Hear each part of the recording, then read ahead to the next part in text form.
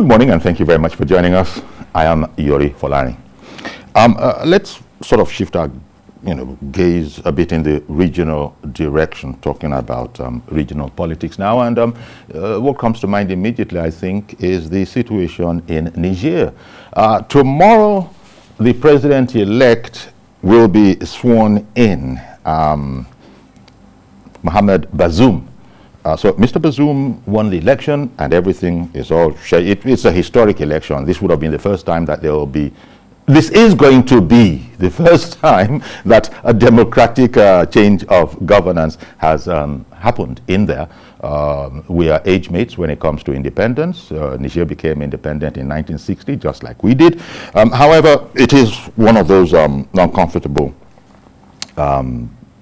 economic facts that Niger is regarded as the world's poorest nation. Nevertheless, they are our neighbors, and we've had long associations with them. So we're looking at this. There was an attempted coup there that would have thwarted the whole proceedings of tomorrow's handing over of power in a democratic form.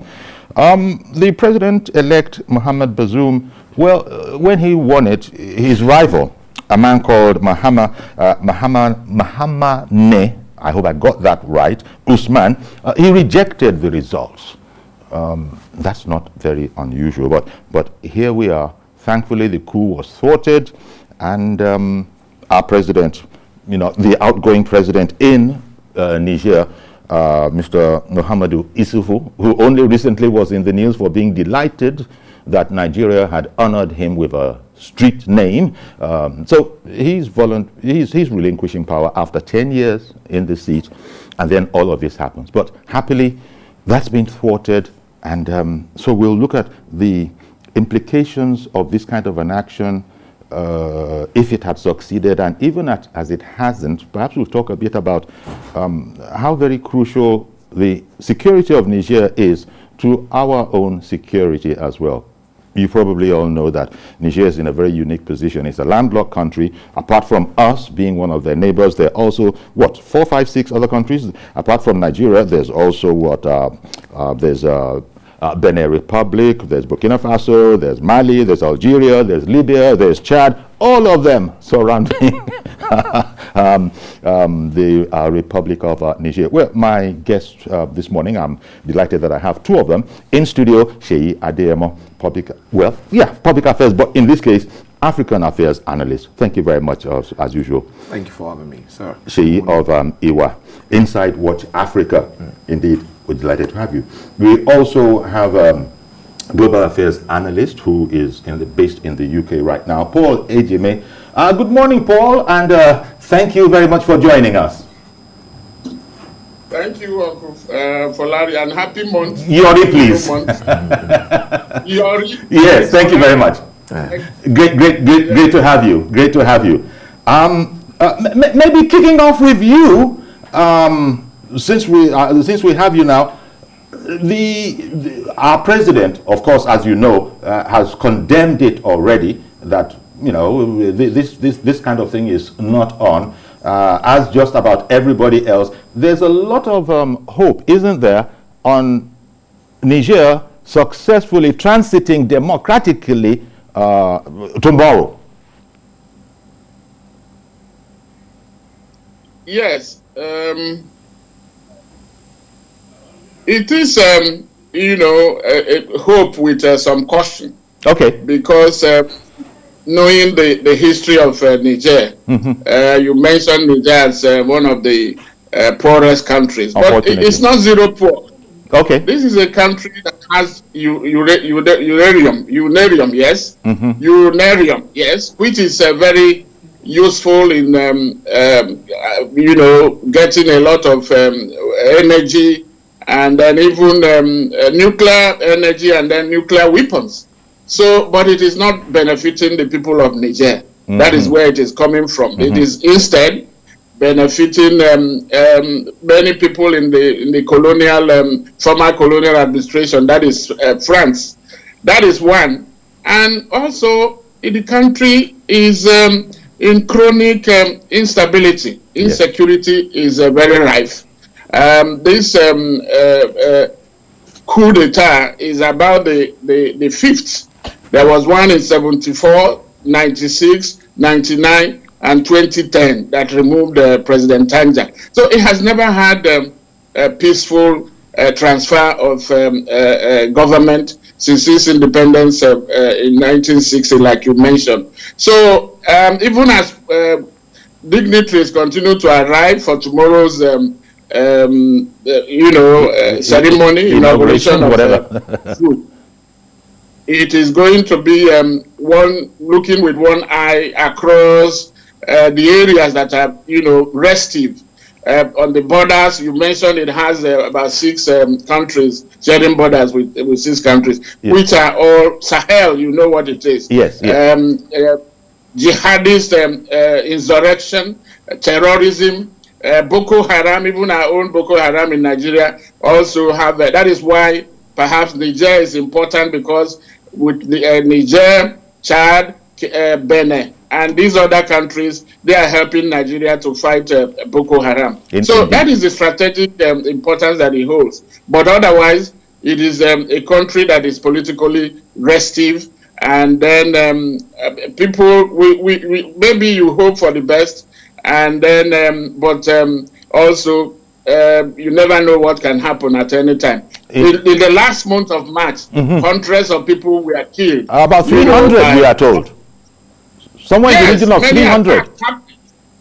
So what has happened is that perhaps they have taken that attack closer to home, to the presidential palace. That is why it's raising this all this concern. But it's always been there. Sporadically, it's been happening. Ordinary people have been dying, but now maybe because the presidency was targeted. But that is not what it should be. So I think people are praying. Well, apart from praying, you have to do something. ECOWAS president, the commission president, Jean-Claude Brou, has already gone there, and ECOWAS has to pick up and do something. And Nigeria itself too. There has to be some, change of tack in the way this insurrection and the insecurity is being handled. Indeed. Otherwise, you won't have peace, you will not have development, and you will not have stability. So there is need to tackle because your neighbor is your greatest security guard that you can have. So that is the reason Nigeria should be concerned, and then ECOWAS should also be concerned. Thank you, Paul. Thank you, Paul. I'll come right back to you. And Paul brought home what I was going to mention, which is that just in this, March, here we are on the 1st of April. Just in March, there was this violence that was the worst as far as they were concerned in recent times. We are told that somewhere in the region of 300 people actually were killed. Paul was talking there. He didn't actually mention, perhaps he did, Islamic State as well, which we know has links to Boko Haram. So there's a sense in which the restiveness in that place is a threat to us. The way things are going, it looks like we are aware of this. What Paul also said, that look, your neighbor, quite frankly, is crucial in your security. Yeah. This might be the reason that the relations are what they are between Nigeria and Niger, which a lot of Nigerians don't understand. We are very helpful to them when it comes to the supply of electricity, whatever things, to sort of mitigate the extent of their woes. How difficult a job do you think it's going to be? Because we want to be secure, and they are sharing a border with us. There are Boko Haram that will strike and flee to an aspect of there. What do you think we have on our hands here? Because the new fashion is democracy. Yet in this day and age, somebody actually tried something old-fashioned. I'm a bit worried. So for me, this is for me another opportunity for African government, African leaders to start to see the fact that you can oppress, you can keep people down for a little while. As long as you're not fair in your dealings with people, people will naturally come back at you say we cannot take this anymore. And if we do not understand that the best security all over the world is social security, even at this time in our life, it is unfortunate.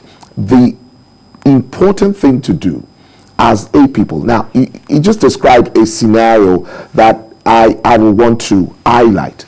They have uranium, which is a top resource. They're the poorest country in the world. Yeah. Now, you have that side by side. You have the same story playing out in Congo. They have a lot of natural resources, but they're very poor. Now, when you see such thing, what you are actually, for me, gunning for is restfulness. People will naturally take this for a while, and after some time, they will say, we can't take it any longer. So, yes, coup is condemnable. We do not want that to happen in any place in the world. Look at what is happening in Myanmar, where the whole country has come onto the street and say, guys, we don't want you here. We want government to return back to the civilian rule and all of that. That, for me, shows that the rest of the world is saying, we don't want coup any longer. But you would always have situations where people would reject your oppression, your mismanagement, yes, your misgovernment, or even marginalization, as it is being alleged in Niger. There's a Fulani community there allegedly that has long been saying that they have been marginalized, and so there's an aspect in which some of this is seen as sort of a reprisal attack. You know, you know. So if you think that something is meant for everyone, are you fair in your distribution? Are you fair in the share of governance? Are you fair in the way you're dealing with the people? Because at the end of the day, as long as you're unfair, people would reject it. You might, okay, so you've been thwarted. Is that the end of it? Like he said, there have been about 5-6 coups. Paul said, sorry. Like Paul said, there have been about 5-6 coups since their independence. And it's been a reoccurrence. This is the first time that they would, or they will, by the grace of God, tomorrow, hand over from one civilian government to the other. And it would have been, lost if not that, God helped all of us and they stepped in and they were able to thwart the attempt. Well, most people who are, democracy supporters around the world will be delighted at the fact that they were pushed back. The attackers were pushed back. But Paul, coming back to you again, why do you think? Well, I wonder what your comment is. Maybe that's the way I should phrase it. What would be your comment on the idea that, look, they are able to cause as much trouble as they are doing in Niger, primarily because of the ouster of Gaddafi in Libya and his arms, or his ammunition and all of that, now sort of spread all across the country, causing the suspected Islamist fighters in that place to be much more lethal than they had been. What would be your commentary on that idea? That the fall of Gaddafi, Libya, has also in some way fueled the violence. And by the way, I need to correct myself. It's last year, the figure of 300 I was talking about was up till last month, about 300. But in the event, just about 58 people. Please carry on, Paul. Yeah, there was one also about 137 on the 22nd of March. So there is a killing field, as it were. Really? So back to your question. Yes. Gaddafi's absence is a factor, but everything should not be blamed on that. My colleague there was talking about social security. Okay, Sheyi. You can't blame it. You need to put your house in order. Yeah. Otherwise, you don't blame me that. Otherwise, you will not be able to handle whatever comes in externally. That is what is happening. And by the way, how did Africans deal with the Gaddafi issue? Here was a man that was a stabilizing factor, just like Saddam Hussein was in Iraq. Look at what has happened in Iraq. So Western powers, they come with this issue, but also it is also going after the resources, the mineral resources. That is part of the problem.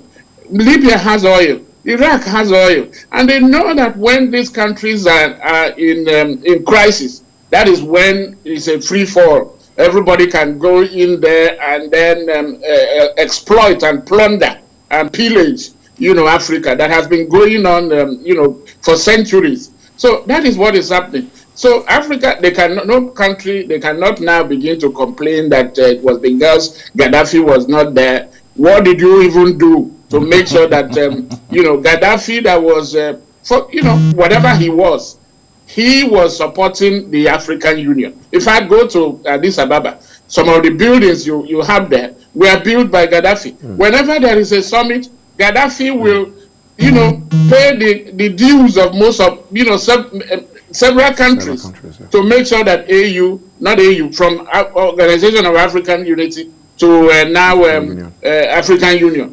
In fact, he was instrumental to the formation of that. But, so what did Africa do when he was there? What did the AU do when Gaddafi was killed, just like a rat, like they said? Now, in France, Sarkozy, the man who is alleged to have benefited from his money to run his election, is facing, trial in his country.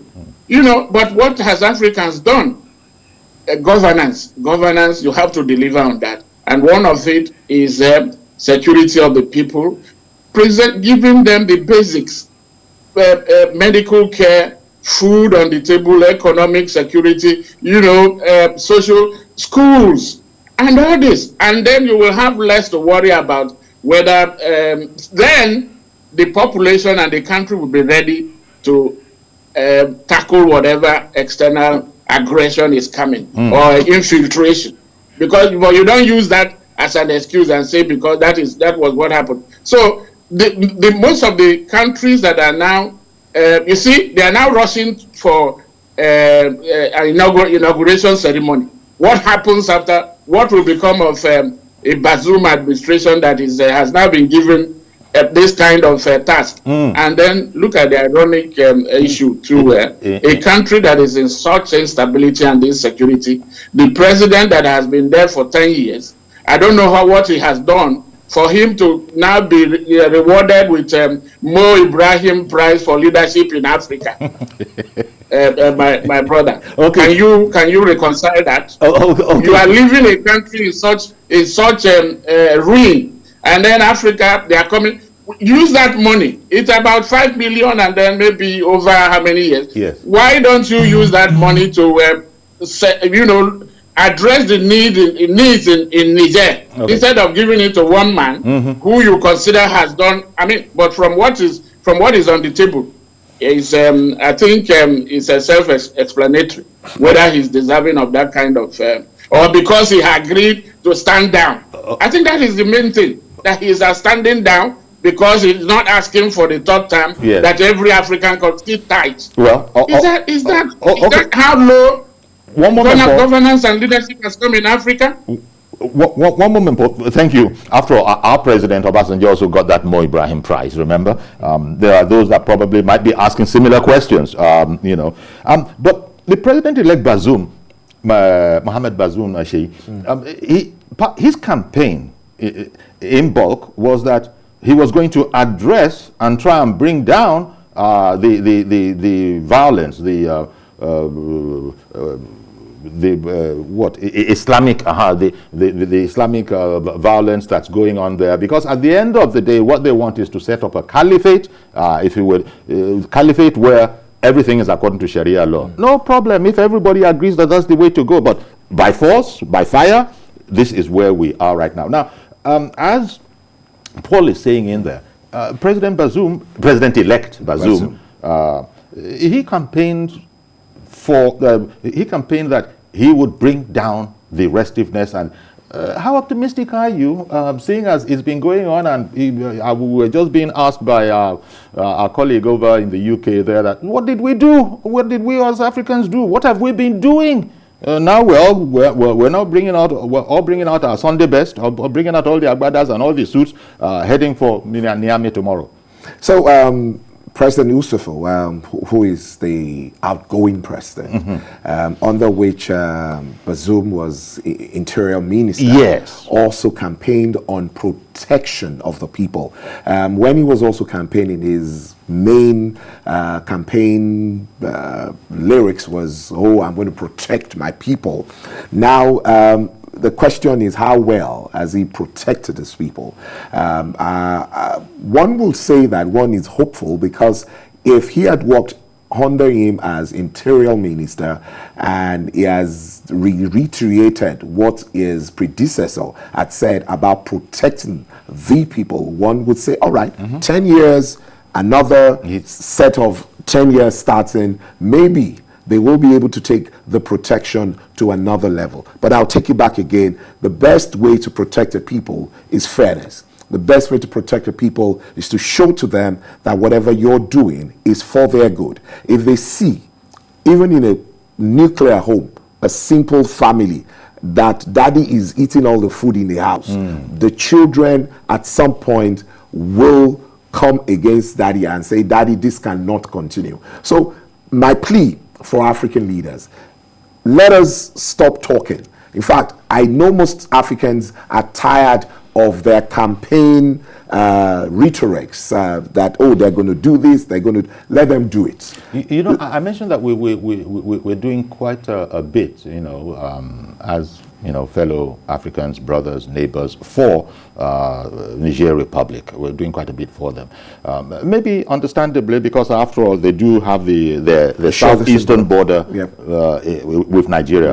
And that is a problem to us, because Boko Haram and his antics, they just hit and run back in there, hit and run back in there. There was a time we were even, was it in relation to there that we were saying that we were actually beginning to blame our own army. If their army over there could do what we thought was a bit more creditable than what we're doing. Now, with this kind of scenario with the southeastern border, and maybe that explains, I think we're taking a train to Niamey, we're taking a train into this is our train that we're just developing for ourselves. We're ready, yes. They've explained to us how, oh, no, it's a big deal, and it's going to benefit us tremendously. As a matter of fact, it's open up the market and all that. Now, are we the only people? Wait, I mentioned, in case you wanted to know who the neighbors are, where is this, my little map? I did it that there's Benin, there's Burkina Faso, there's Mali, there's Algeria, there's Libya, and then there's Chad. Have all these other countries been doing as much as Nigeria has been doing for them? Truth of the matter is, if you're a good businessman, Nigeria should do more. Because so we are, like you said, they're a landlocked country. They need our ports to feed their country. And if that is the case, and they're going to go through Nigeria to feed their people, then we need to create a pathway that will take things in there and bring things back here. Now, we have the opportunity and potential to become more industrialized than they are. And if we're looking at the African continental free trade area, then Nigeria should develop what I call corridors that will feed and make sure that goods are taken to this country, you know, easily in and out, export and import. So for me, whatever Nigeria is doing, as long as we're doing it in a manner that we are conscious of what we're meant to benefit, then whatever we're doing for those neighboring countries is appropriate. Ghana, Republic of Benin, Togo, all of this country that surround us, Cameroon, are people we ought to make sure that the corridor, the trade corridor that goes into those places are properly taken care of. Okay. Akin in Otta. Good morning, sir. Yeah, good morning. Go right ahead, please. Yeah, I would like to appreciate your discussion, and I would like to participate. Please do. All right. Go ahead, please. Good morning, Mr. Yori. We can hear you. Please carry on. God bless you. All right.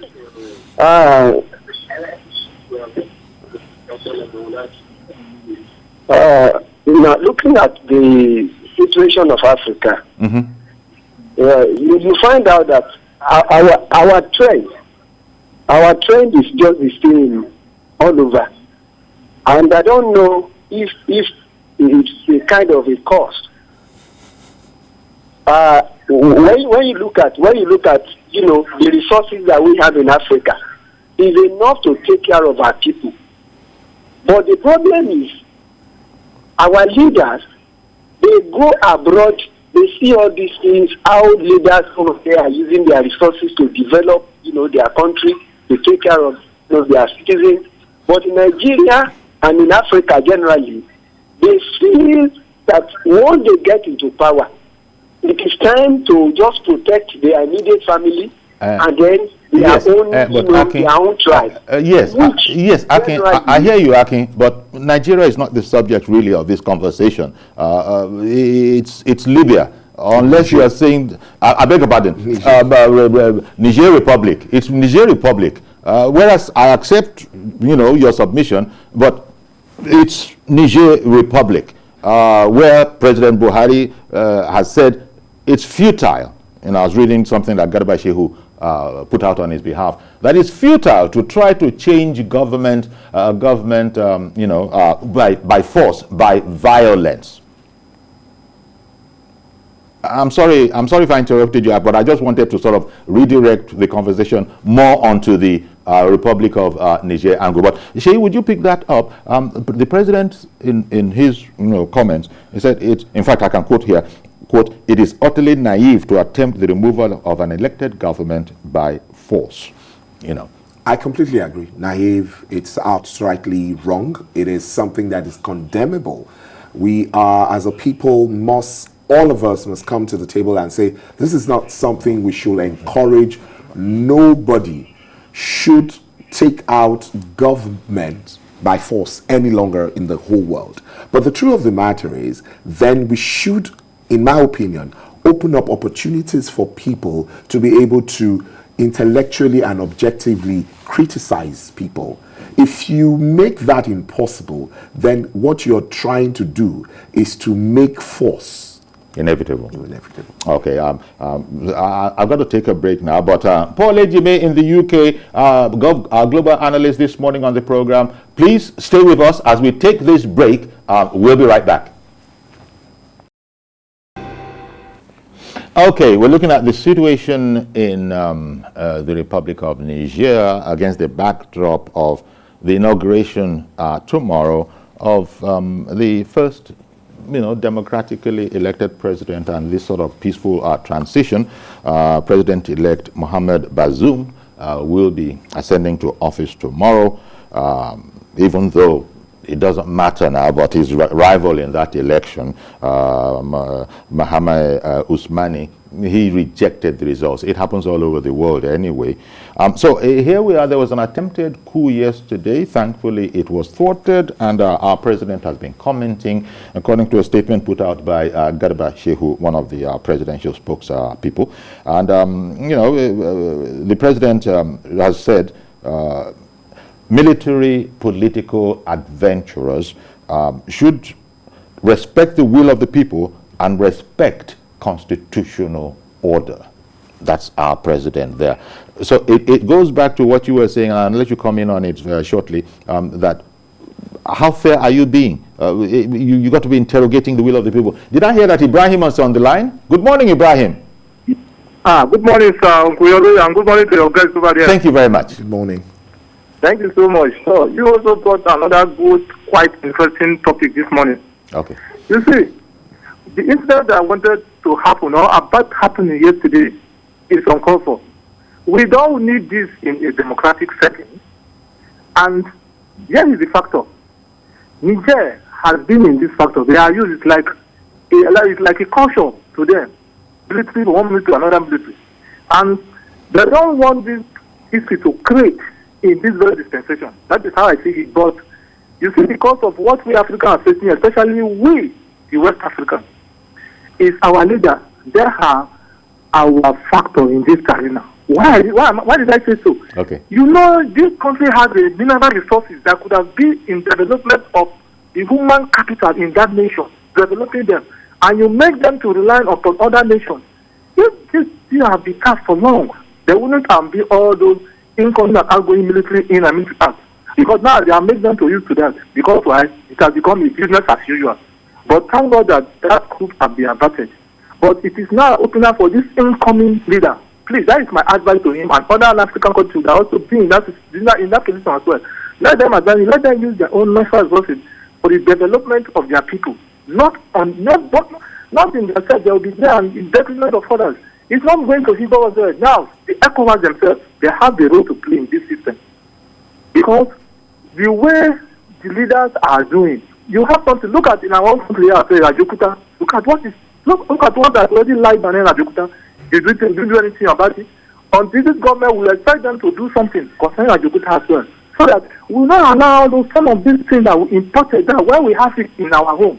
So it's uncalled for. Now the leader should take accurate steps successfully and have a systematic system of government so that other countries will also come here and learn from us. We will not going to be a labor to other countries because Nigeria has helped many countries a lot, especially in West Africa. Indeed. So this is the right time for them now to take that step. Allow them, tell their leader to develop their own resources, to make it so that they will develop their own people and their country, so that they will not rely upon it to come here to give us. The issue of this is startup thing that's doing it because they come here for their own passion. And from there now, another thing is starting. That is our opinion this year, all those challenges. Nigeria share border with almost 7 or 6 states in Nigeria, share border with Niger. If something is there moving, their own system there is good, will they be able to find them here except for one reason, maybe study or learning? That is it. So Nigeria is a good thing for us to do what is due to do what is right at the right time. Yeah. And also let other nations learn from them because they have seen it as the big brother. That is how they call Nigeria. And we're using us after everything, they will not consider it, but may God forbid, may God deliver us and may God deliver Africa in general. Thank you very much for hearing my call. Indeed, thank you very much for calling in. Okay, well, Paul, the pledge or the campaign promise of President-elect Bazoum against the backdrop of comments that have been made to confront this whole issue of violence in their country. I don't know, how optimistic are you that appreciable progress can be made, given that we are told that the level of education and poverty generally is quite frankly very low? Well, that is the issue. The fact that no region of the world has the appetite for military rule or military adventures, as the president has said, is an understatement. But how do you, beyond making it a statement, how do you make it actionable? Remember that, we were talking about Maema, the former... But what about Mali? Mali has not exited its own. When was it? August last year, they had their own military coup. So, and you and Sheyi, you mentioned it there, that if you make peaceful change impossible, you are making, violent change almost inevitable. Yeah. Inevitable, that's what it is. Can I come, Paul, I beg your pardon, Paul, can I come back to you, please, because I have Ada from Jos on the phone waiting. I'll take Ada and I'll come straight back to you. Good morning, Ada. Hello, good morning, Mr. Larry. Good morning to your guest. Yeah. Good morning. Wow. This coup attempt, I don't know, it's condemnable, honestly, no matter what it is. We shouldn't encourage that. I talked with our president, Buhari, And then, but having said that, from what your discussion there, that there have been sporadic killings of ordinary people over time, yes, and nothing was done much to say that. Now it has been extended to the president-elect, who is supposed to be sworn in like tomorrow. Now the rules are falling. So this is the reason why those at the helm should tackle the issue of insecurity by tackling poverty. When you don't address the issue of poverty is always linked with restiveness. It will get to a point where the haves will not be allowed to have what they have by the have-not. So it doesn't make sense. Now, for us, Nigeria, Niger is, we have a border with them and all that. And sometimes when we have problems with Boko Haram, they've gone over there. So we have to be on alert now. Indeed. And I'm happy that I think they came asking for, I think we're extending a railway what in Niger. And most Nigerians were shouting, saying, what for? For me, if that will help to stem the tide, so be it. We also benefit from it. So we don't have to be always criticizing every venture, Let us be constructive. Your people say, there's no way from the marine studio to maybe airport. Then why are they putting it giving Niger, railway and all that? But when I sat down and reasoned, okay. Since we are that poor, please and please, if there's anything we can do to help us, fine. Let's not give all this country. God bless Nigeria. Indeed. Thank you very much, Ada. That's a fine place to leave it because, again, as you sort of concluded, it tallies with what the president also was saying, according to Garba Shehu's statement, that Nigeria, we cannot be indifferent, Paul. We cannot be indifferent to these challenges that, such as you were speaking about before we had to break to take Ada's call. We cannot be indifferent. We have to be on all fours, really, in terms of doing whatever we can, because I don't know how to say it in English, but there's this whole proverb about the health of the tree and the health of the bird are interlinked. Paul, if you can hear me, you can continue, please. We interrupted. We were talking about very much that we can't be indifferent to what is going on. For those who are wondering, what is the big problem? I mean, we have our own problems. No, we can't go that route, can we? We have our own challenges. So why are we concerning ourselves unduly with Niger's wahalas? Okay, I'll come back to that, but let me just mention that the reason, it is not enough to stop at statements or wish or hope that the military does not come back. You have to make it reality. What do you do by that? You need to address the inequalities, the ethnic, racial, and all those root causes. Do you know that in Niger, part of the problem, people are not mentioning the former president Ousmane, Husseini that ran against Bazoum. Yes. Do you know that over there is political intolerance? There is the issue that Bazoum is an Arab, and then the former president believes that his people believe that he's Fulani, and they are not getting together. That is part of the issue that you need to address. Mm-hmm. There is ethnicity. Mm-hmm. There is the issue of social inequality. So these are the issues that you need to address.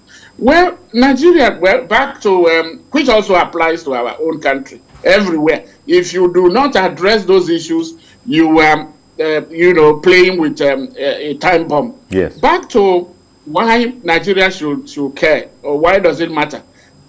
My brother, do you know that it's not a new thing? From independence, Nigeria has always had this Africa first or Afrocentric foreign policy. And in it, there is what you call, with reference and due respect to the present, chief of staff, Professor Gambari, who was a former foreign minister of Nigeria. Under him, there is what they call the concentric circle of foreign policy. What does it mean? It means that the first layer is dealing that security, what is it? Charity begins at home. Deal with your neighbors, then you expand it to go to ECOWAS, from ECOWAS, AU, and then to the rest of the world. There is a reason for that. But what has happened is that the government, those in leadership, the communication, they are not communicating with the people. The people are not carried along. If it was explained that, well, why is Nigeria building railway to Niger, or having planned now to have a refinery there?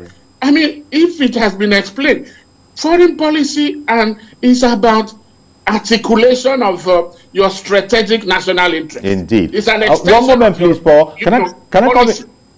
Thank you, Paul. I got to interrupt yet again. So sorry, but Mazi Okorafo, I also need to thank you for holding on all this while. Good morning, sir. Good morning, Sayori. You see, Sayori, the military coming out now, they have a reason. Personally, I condemn the military intervention. It's not good. But the question is that the current president have to sit up. Because one, see how many people that were killed during the election. Two, people are saying that they went to court. Instead of them to go to the court and do the needful, they turn it upside down. Number three, the incoming president is 2 days to the swearing ceremony. What happened? You see what happened some weeks back when the headman came and ravaged the village. But the current president did not take any action. The opposition ignored it. Now, that is the reason why you see the military come. But the thing is this, African leaders have to be very careful. In as much as we don't like the military to come in, they have to do the needful, because if the dividends of democracy was given during the regime of this outgoing president by tomorrow, all these things could not happen, because the people were not getting anything. We just talk.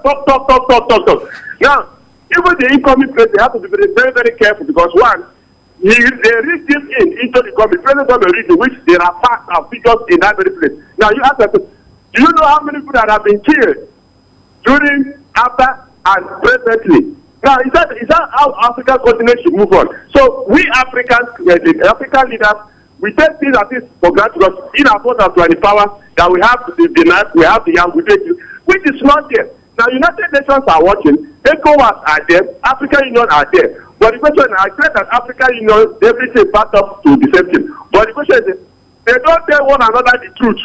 We just absorb garbage in garbage as a policy that people are tired of all these issues. When you come into the government, you do it. You cannot continue servicing only your own tribal people. It's not healthy. Okay, then, Mazi, I got to interrupt there because we're fast running out of time. But I really thank you and appreciate your calling in. President Mohamed Bazoum Shehi has his work cut out for him. Quite frankly, he's not to be envied. But because it's so complex, as Paul also further illuminated on, they even have their ethnic issues. The whole matter about, wait a minute, Bazoum actually, he's an Arab, he's not one of us. So there are those issues. Meanwhile, Bazoum and the outgoing president are of the same party, so everything is cool in there. But the other guy, Usmani, Mr. Usmani, he just rejected the whole thing and said it's more of the same. But I suppose for us in Africa, I mean, the fact that this coup was, aborted, was averted, and we will be, actually making that historic date tomorrow, I think it's a little chink that, okay, we got this part of it right, but there's a heck of a lot more to be done. I think that's where we can leave it. Paul, would you agree with that, Paul, as we sort of round down? Yes, really, whatever measure of success or success story that you can mention, or any point at it's a dark place, and so when you have any spark of light, I mean, people are encouraged, but we have to follow everything with caution, and then be able to now be aggressive and proactive in the way we now fashion our diplomacy, what you call how to do the backstopping, do the preventive diplomacy, go to quench. If you notice smoke, you don't wait until the fire starts burning before you start engaging the fire service. Do it before time. And how can you do that? It is through delivering on the matrix of governance, which are very clear. It's not government, but governance. And governance means giving the people the welfare of the people, the interests of the people, taking care of the people. If you don't take care of the people, you will have problems. And that is what is happening. That is playing out everywhere. Okay, so please let Africans do that. Thank you very much, Paul. Mr. Paul Ejime, Global Affairs Analyst, so kindly joined us from the UK there. Thank you very much, Paul. Appreciate you. Thank you for having me. Indeed. And Mr. Opara, you're there. You're going to be our last caller. Please go ahead. Yes. Uncle Yori, good morning. Good morning, sir. And good morning to your guests. Indeed. Uncle Yori, what we have to understand is that anything that has advantage has disadvantage. There's advantage of the military, there's a disadvantage of the military, even to the civilian. For example, in Ghana today, what is happening to Ghana? It takes a sacrifice. somebody who put that nation in order. And they are building there. One thing that is wrong with our African country is that, yes, no more ministry. People will come here as a president and do anything and go scot-free. They will do and go scot-free because no more military. But you can't inherit it. Okay. Look at our nation today. Nigeria in this type of mess. Before, Nigeria cannot tolerate this type of war that is going on today. Because they say military, they don't want the war again. Everything has collapsed. So please, let the African nation, their president, let them be careful. All right then. Thank you very much. A cautionary note there from APARA, our last caller. Thank you calling in from Lagos, I believe. Thank you very much for that. Well, so here we are, all, touch wood, everything is good. The eyes of the world have been opened by this audacious attempt, and everything is going to go well tomorrow. The world leaders have begun to arrive, but as Paul was saying from the UK, and I think you also alluded to that whole fact, after the celebrations of tomorrow, what happens? What happens the first day after work? After that, he needs to, hit the ground running, and also taking from what Apara has just said, African leaders, I believe, they need to be careful because you made the point that, and as well as Paul, that if you're not able to develop what I would just use the code name for of dividends of democracy to the people, there will never be peace. I want to thank you very much, Sheyi. Thank you so much for having me. For coming on as always and helping us look at this. And so that's our program today. Back to the other thing that's very, very much in the news. It's going on around the world differently. I'm talking about COVID-19. Different countries that we're also very close to, at least in terms of news, they're considering whether to intensify their lockdowns or relax it. Should we open up the schools or not? In other words, in some climes, it's still going strong. Perhaps we are a bit more fortunate here, but we need to keep it up. We need to do everything they tell us to do.